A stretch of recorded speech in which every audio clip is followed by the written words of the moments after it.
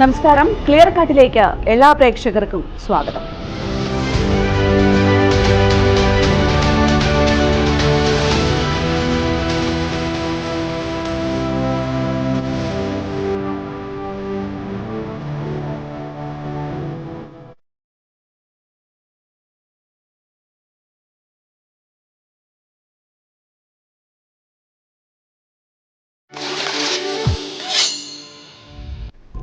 ഇന്ന് ക്ലിയർ കട്ടിൽ ചർച്ച ചെയ്യുന്നത് നമ്മുടെ കൊച്ചു കേരളത്തിലെ ആരോഗ്യ മേഖലയെക്കുറിച്ചാണ്.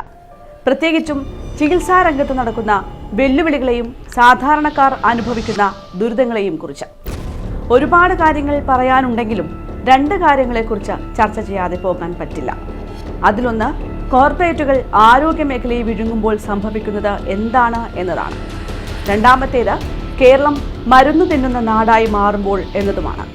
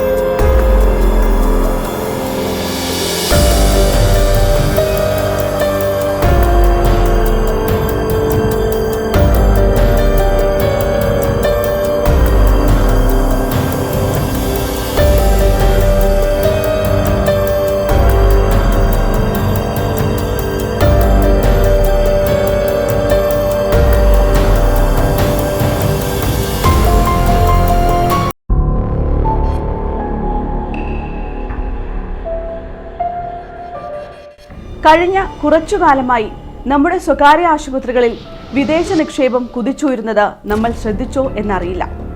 അമേരിക്കയിൽ അടക്കം പ്രമുഖ കോർപ്പറേറ്റ് കമ്പനികൾ പ്രധാന നഗരങ്ങളിലെ സൂപ്പർ സ്പെഷ്യാലിറ്റി ആശുപത്രികളിലെ ഓഹരികൾ വാങ്ങി നിയന്ത്രണം കൈക്കലാക്കിക്കൊണ്ടിരിക്കുകയാണ്. എന്തുകൊണ്ടാണ് കേരളത്തിലേക്ക് ഇവർ കണ്ണുനട്ടിരുന്ന് ആരോഗ്യ മേഖല വെട്ടിപ്പിടിക്കാൻ നോക്കുന്നത്? കേരളത്തിലെ വർദ്ധിച്ചു വരുന്ന രോഗാതുരത,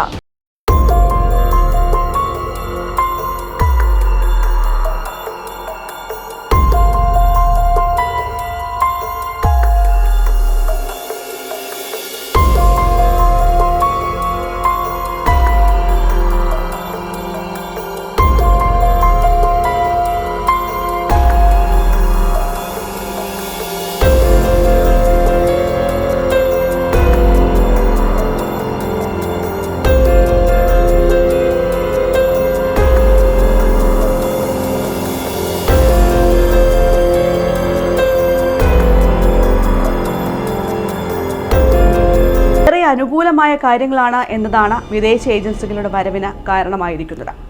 ഇനി ചില കണക്കുകൾ നോക്കാതെ പോകാൻ പറ്റില്ല.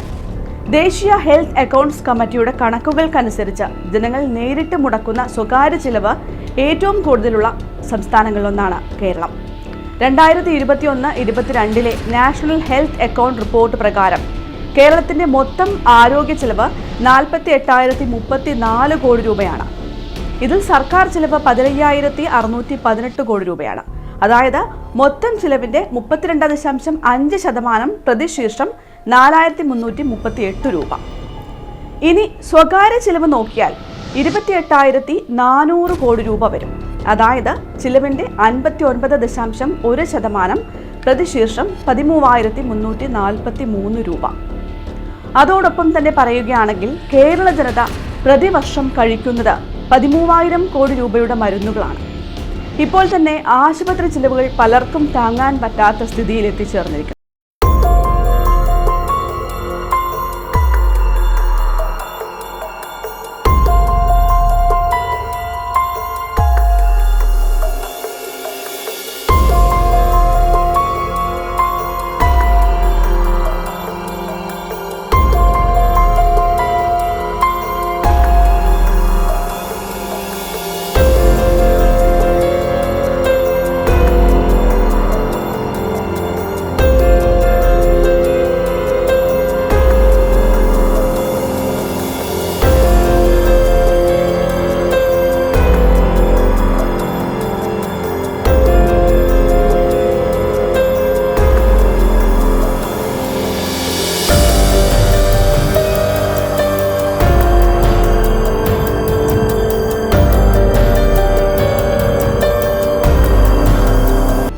മരുന്നുകൾ രോഗികളിൽ അടിച്ചേൽപ്പിക്കുന്ന അവസ്ഥയും വരും.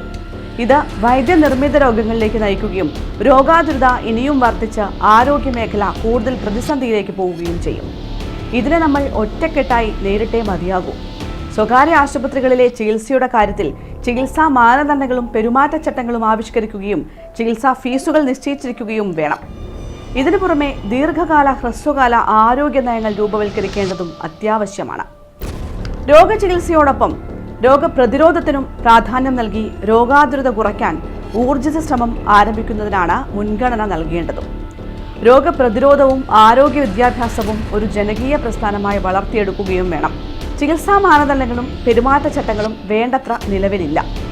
രോഗികളുടെ മേൽ അമിത ഭാരം ചുമത്തുന്ന രീതി മാറ്റിയെടുക്കാൻ ചികിത്സാ മാനദണ്ഡങ്ങളും പെരുമാറ്റച്ചട്ടങ്ങളും ആവിഷ്കരിക്കുകയും ചികിത്സാ ഫീസുകൾ നിശ്ചയിക്കുകയും വേണം. ഇത് മാത്രമല്ല, ക്ലിനിക്കൽ എസ്റ്റാബ്ലിഷ്മെന്റ് ആക്ടിൽ ഇതെല്ലാം പെടുത്തുകയും വേണം. കേരളത്തിലെ സർക്കാർ ആശുപത്രികളിൽ അടിസ്ഥാന സൗകര്യങ്ങൾ വലിയ തോതിൽ വർദ്ധിച്ചിട്ടുണ്ട്. ഇതിന്റെ ഭാഗമായി തന്നെ 35% ജനങ്ങൾ സർക്കാർ ആശുപത്രി സേവനങ്ങളെയാണ് ഇപ്പോൾ ആശ്രയിക്കുന്നത്. അതുപോരാ, ചികിത്സയുടെ കാര്യത്തിലും ഡോക്ടർമാരുടെയും ഇതര ജീവനക്കാരുടെയും ഭാഗത്തു നിന്നുള്ള സമീപനത്തിന്റെ കാര്യത്തിലും ആശുപത്രികളിലെ വിവിധ ജീവൻ രക്ഷാ ശസ്ത്രക്രിയാ ഉപകരണത്തിന്റെ കാര്യത്തിലടക്കം പുതിയ സംവിധാനങ്ങൾ ഒരുക്കാനും സർക്കാർ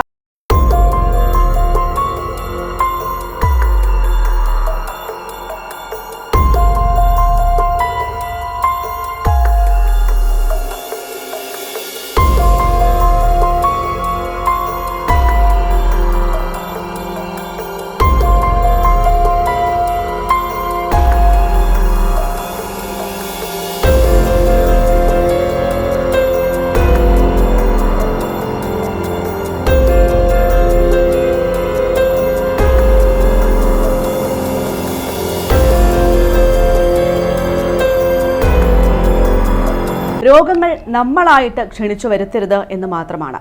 ഫാസ്റ്റ് ഫുഡ്, ജങ്ക് ഫുഡ് സംസ്കാരവും അമിതമായ മാനസിക സമ്മർദ്ദങ്ങളുമൊക്കെ നമ്മളെ വലിയ രോഗികളാക്കുന്നുണ്ട് എന്ന സത്യം ഉൾക്കൊള്ളുക. ജനിതക രോഗങ്ങളും മറ്റ് ജീവിതശൈലി രോഗങ്ങളുമൊക്കെ നിയന്ത്രിച്ച് മുന്നോട്ട് പോയാൽ പല രോഗങ്ങളും മാരകമാവാതിരിക്കും. ആശുപത്രിയിൽ പോയി കുടുംബം തന്നെ പാപ്പരായി വഴിയാധാരമാകാതിരിക്കാൻ നമ്മളെല്ലാവരും സ്വയം ശ്രദ്ധിക്കുക. അങ്ങേയറ്റം ആശങ്കപ്പെടുത്തുന്ന, നാടിനെ ബാധിച്ചിരിക്കുന്ന മറ്റൊരു മഹാവ്യാധിയെക്കുറിച്ചാണ് ഇനി പറയാൻ പോകുന്നത്. മരുന്നു തിന്നുന്ന നാടായി മാറിക്കഴിഞ്ഞു കേരളം. 13,000 കോടിയുടെ മരുന്നുകളാണ് പ്രതിവർഷം കേരള ജനത തിന്നു തീർക്കുന്നത് എന്ന് കേൾക്കുമ്പോഴേ ഞെട്ടുന്നുണ്ടല്ലേ. സംസ്ഥാനത്തെ 5 ജില്ലകളിൽ നിന്ന് മാത്രം ഡ്രഗ് കൺട്രോൾ വിഭാഗം കഴിഞ്ഞ 2 വർഷത്തിനിടെ പിടിച്ചെടുത്തത് ഗുണനിലവാരമില്ലാത്ത 5.2 കോടി രൂപയുടെ മരുന്നുകളാണ് എന്നറിയുമ്പോൾ വീണ്ടും ഞെട്ടാതിരിക്കാനാവില്ല. 13,000 കോടി രൂപയുടെ മരുന്നുകൾ ഒരു വർഷം കഴിക്കുന്നുവെങ്കിൽ രാജ്യത്തെ മറ്റ് സംസ്ഥാനങ്ങളിൽ കൂടി വിൽക്കുന്ന മരുന്നുകളുടെ കണക്കെടുത്താൽ എത്രത്തോളം മരുന്ന് വിൽപ്പന രാജ്യത്ത് നടക്കുന്നു എന്നത് നമ്മൾ ചിന്തിക്കുന്നതിലും അപ്പുറമായിരിക്കും. ഇത്രത്തോളം മരുന്നുകൾ എവിടെ നിന്ന് ഉൽപ്പാദിപ്പിക്കുന്നു, എത്രത്തോളം പരിശോധിക്കപ്പെട്ടിട്ടാണ് ഈ മരുന്നുകളൊക്കെ നമ്മുടെ കൈകളിൽ എത്തുന്നത് എന്നതൊക്കെ ചിന്തിക്കേണ്ട വസ്തുതയാണ്. ഒരു മയവുമില്ലാതെ കൊള്ളലാഭം മാത്രം നോക്കി കുറേ മരുന്ന് കമ്പനികളും ചില ഡോക്ടർമാരും ആശുപത്രികളും അടങ്ങിയ കൂട്ടുകെട്ട് ആരോഗ്യമേഖലയിൽ പിടിമുറുക്കുന്നതിനോടൊപ്പം ആശുപത്രി മേഖലയിലേക്ക് കടന്നുവരുന്ന ആഗോള കുത്തകകളും ചേർന്ന് നമ്മുടെ ജീവനെ കാർന്നു തിന്നുകൊണ്ടിരിക്കുകയാണ്.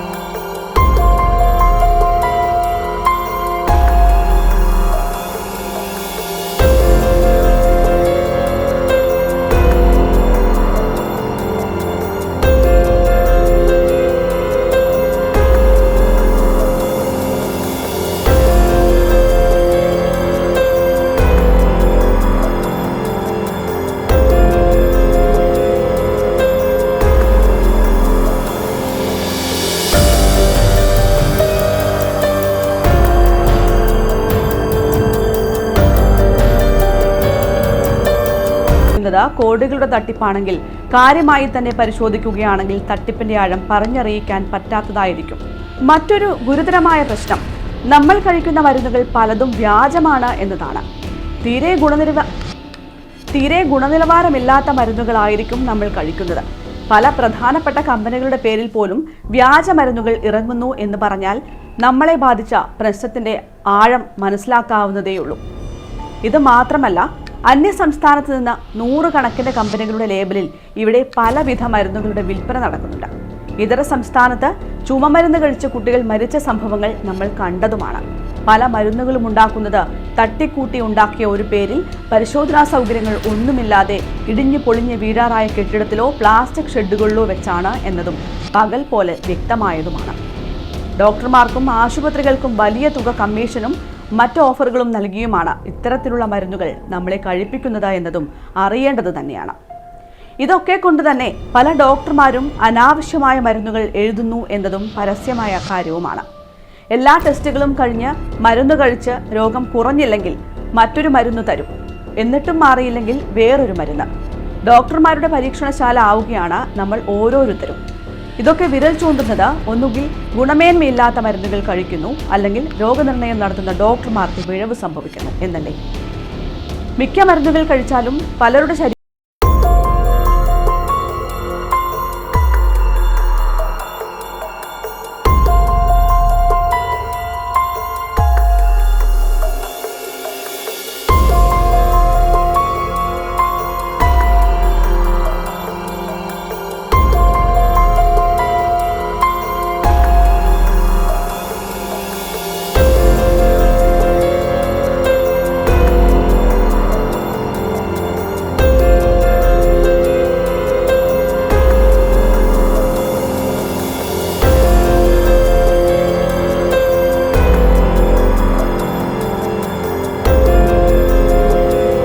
ഉറപ്പാക്കാനുള്ള നടപടികൾ കാര്യക്ഷമമായി സംസ്ഥാനത്ത് ഉണ്ടായേ പറ്റൂ.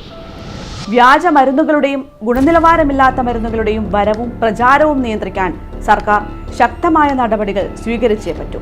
പ്രമേഹം, വൃക്കരോഗം തുടങ്ങി നിരവധി രോഗങ്ങൾക്ക് വർഷങ്ങളായി മരുന്നുകൾ കഴിക്കുന്നവരുണ്ട്. സർക്കാർ സൗജന്യമായും കുറഞ്ഞ നിരക്കിലും നൽകുന്ന മരുന്നുകളാണ് പാവപ്പെട്ടവർക്ക് ഏക ആശ്രയം. അതിൽ പോലും വ്യാജമിറങ്ങുന്നു എന്നതും സർക്കാർ തലത്തിൽ തന്നെ ഗുണനിലവാരമില്ലാത്ത മരുന്നുകൾ കണ്ടെത്തുന്നു എന്നതും ദൗർഭാഗ്യകരമാണ്. ജനങ്ങളുടെ ജീവനും സ്വത്തിനും സംരക്ഷണം നൽകലാണ് സർക്കാരുകളുടെ ലക്ഷ്യം. അവിടെ ജനങ്ങളുടെ ജീവനെ തന്നെ കാർന്നു തിന്നുന്ന ആശുപത്രി മരുന്നു മാഫിയകൾക്കെതിരെ ശക്തമായ പോർമുഖം തുറക്കാൻ രാഷ്ട്രീയ, സാമൂഹിക, സാംസ്കാരിക മേഖലകളിലെ എല്ലാ സംഘടനകളും കൈകോർക്കേണ്ടത് അത്യാവശ്യം തന്നെയാണ്. ചെറിയൊരു രോഗമെന്ന് കേൾക്കുമ്പോൾ ജനം ഭയപ്പെടുകയാണ്.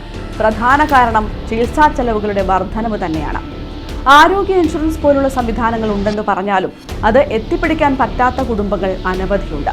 നമ്മുടെ ഇടയിൽ നേരത്തെ പറഞ്ഞതുപോലെ ചികിത്സയുടെ കാര്യത്തിലായാലും മരുന്നുകളുടെ ഉൽപ്പാദനത്തിലും വിതരണത്തിലും ഗുണമേന്മയുടെയും കാര്യത്തിലായാലും സർക്കാർ വൃത്തങ്ങൾ ജാഗ്രത പാലിച്ചേ പറ്റൂ. നമ്മുടെ ചികിത്സാ സംവിധാനങ്ങളെ മരുന്നുകളുടെ ഗുണമേന്മയുടെ കാര്യത്തെയോ അടിച്ചാക്ഷേപിക്കുകയല്ല നമ്മൾ ചെയ്യുന്നത്. എല്ലാ ആധുനിക ചികിത്സാ സംവിധാനങ്ങളുടെയും ആവശ്യമാണ്. അതിനായി പണം മുടക്കേണ്ടി വരും. പക്ഷേ അതിൻ്റെ മറവിൽ നടക്കുന്ന ചൂഷണങ്ങളും കൊള്ളലാഭത്തിൽ കോർപ്പറേറ്റുകളുടെ താളത്തിൽ തുള്ളേണ്ടി വരുന്ന അവസ്ഥയെയും തിരിച്ചറിയുകയും വേണം. ഇല്ലെങ്കിൽ നമ്മളൊക്കെ ഈ മാഫിയയുടെ കൈകളിലെ ഇരകളായിക്കൊണ്ടിരിക്കും. നമ്മുടെ ശ്വാസത്തിന് വരെ ഇവർ വിലയിട്ടുകൊണ്ടിരിക്കുമ്പോൾ പ്രതികരിക്കാതിരിക്കരുത്. ക്ലിയർ കട്ടിൻ്റെ ഇന്നത്തെ എപ്പിസോഡ് ഇവിടെ പൂർണ്ണമാവുകയാണ്. നമസ്കാരം.